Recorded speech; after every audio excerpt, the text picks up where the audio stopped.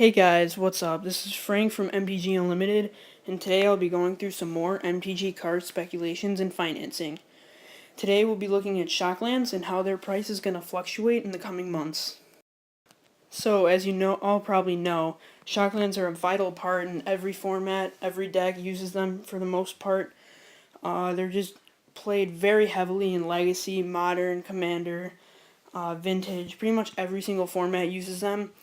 I personally think that Shocklands are going to be at their lowest point ever about now, maybe a couple months earlier. I think now is a great time to get them before they start going up.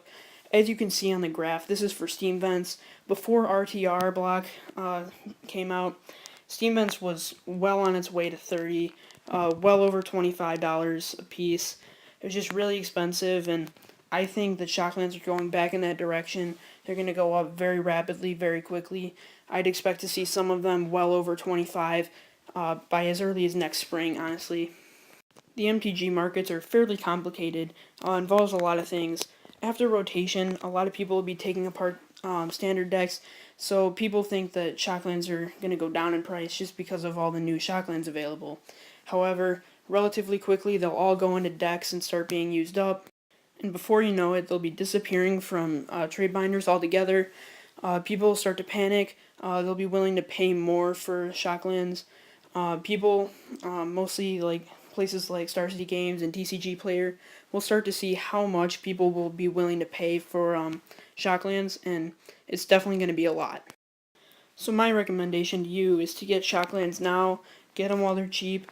I think it's a really good investment. Get them for your decks, but also just get them for your trade binder. They're going to go up a lot, I'd say.